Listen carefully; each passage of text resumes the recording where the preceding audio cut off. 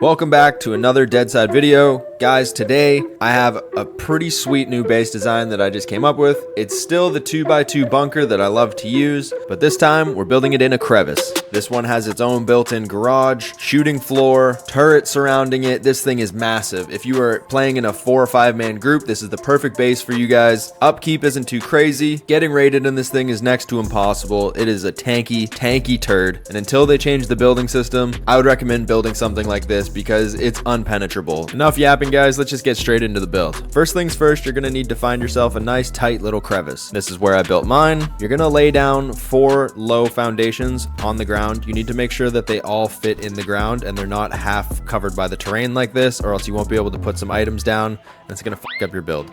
So when you start, make sure you get it nice and even and you find as much ground as you can cover, just like this. Perfect. So once you get this, you're going to do raised foundations around the 2x2. I'm sure you've seen me do this, or if you haven't, watch my last video. There's reasons why I do this. Stick around, you'll find out why.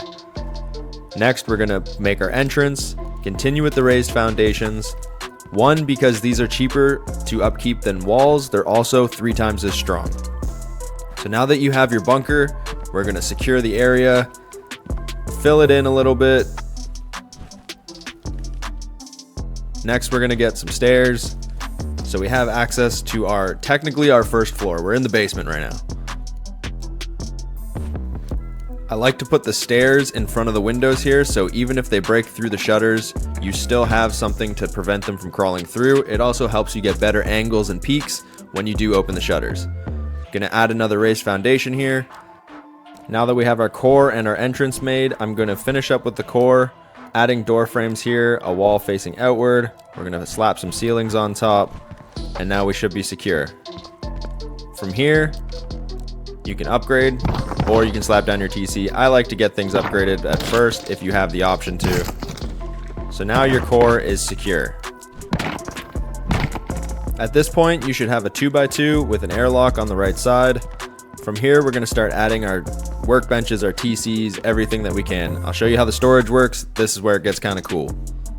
Because we have raised foundations around the base, we're actually able to put our tool cupboard and all of our workbenches, boxes, and shelves into the foundations. By doing this, you double, triple your storage even. This is incredibly broken in my opinion. This is the meta.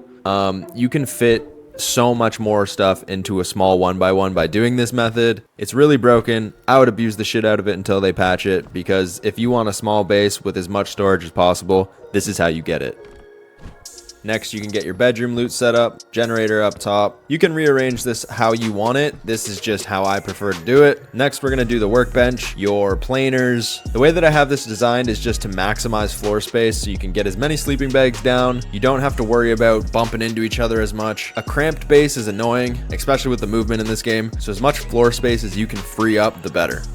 I left a hole in the front of the base at the beginning because I wasn't sure if I wanted to put a door or a window here. I opted for window with the stairs, and you'll see why in a second. Now that the starter's complete, we're gonna work on upgrading the upstairs and expanding the base. Upgrade your honeycomb, add some squares on the back corners here, just so nothing's sticking out. That way you have a full honeycomb around the base of raised foundations. Now to add the front entranceway. I like to just add a basic airlock for this, a couple doors with some window peaks, keep it simple.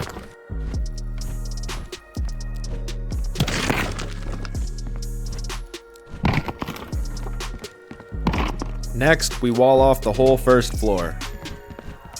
Facing the same side as your front entrance, I would remove these far 2 walls, allowing me to put a car base in here. I would just do this dependent on the landscape around you, whatever's easiest. You have so much space on the first floor now that you can kind of slap this car base in wherever. This is just where I happen to put it.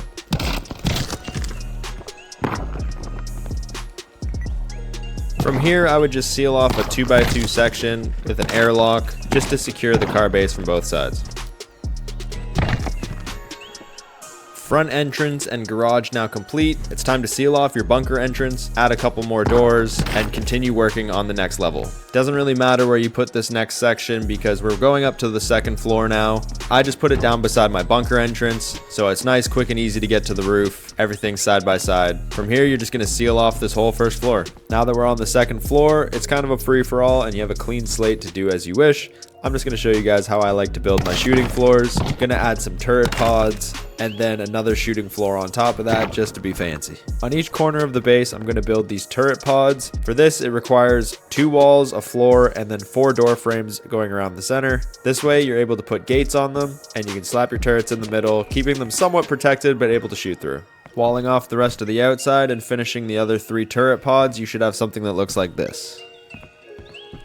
From here, I scaffold off the floor below me, giving me the ability to add some ceilings or floors, however you look at it, and seal off this next layer, getting us to the top layer. I try to leave the stairways open so you can still get up to the turret pods, and that's kind of your way up to this floor. It doesn't need to be super secure because there's no ladders in this game. You can't climb up unless you can vault onto it, and at this point you're too high up to be worried about that anyway.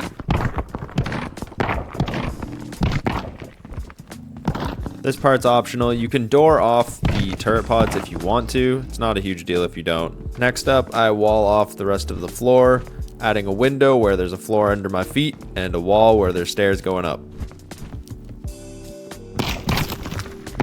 Once that's complete, I start adding scaffolding to every possible area I can. This is where we start getting a little fancy and into the creative section.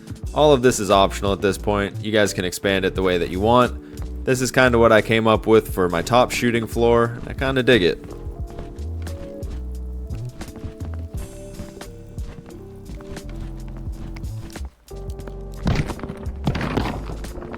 Next, I just added these single stairs around the lip of the whole top of the base. I don't know how to say that better, it still sounds funny. Next up, scaffolding or door frame around the whole outskirts of the building as well. Follow it up by putting a door inside every single frame. I think this shooting floor is super cool. You get some real cheeky angles by doing this. By having the doors, it kind of allows you to like cover your blind spots and get different looks and peek downs. It is super unnecessary and way over the top, but why not, right? I think this is a great idea. On the floor with the turret pods, you can add these stairs in front of the windows and it just gives you better vantages and peeks. I like doing these for my shooting floors.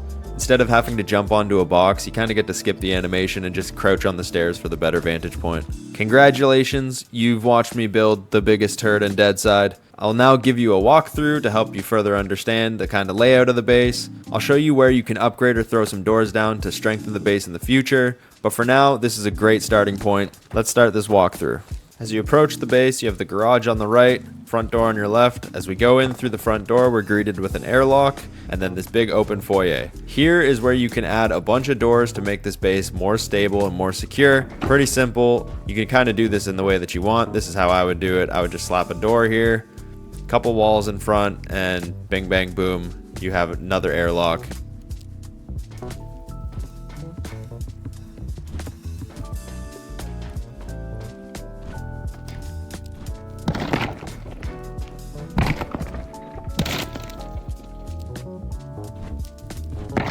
Continue through that new airlock you just created and you're heading down to the bunker. Couple armored doors here. This is the initial front door that we created. Because we have so many armored walls, I'm not too worried about this being the front. There's still like 4 doors to get to core. You're hella safe in this base, man. This is the core. Nice, beautiful open core. 9 large boxes, barbecue, another 6 small boxes here. You can add infinitely more if you really wanted to. Depending on if the terrain's sticking through your base, you can do another shelf system in that other room where I had the planers. Infinite loot storage. As we're heading back up, we'll go back out the front door. From here, we'll go through the garage.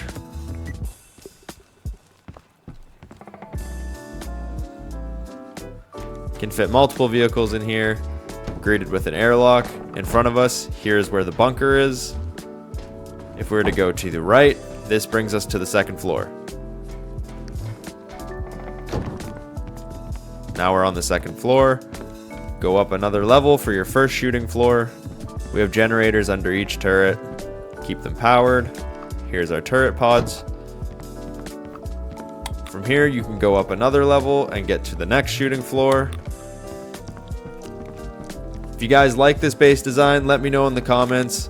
Please try it out, try a version of it out. If you learned anything in this video, let me know. This was a fun video to make, guys. I love creating new bases.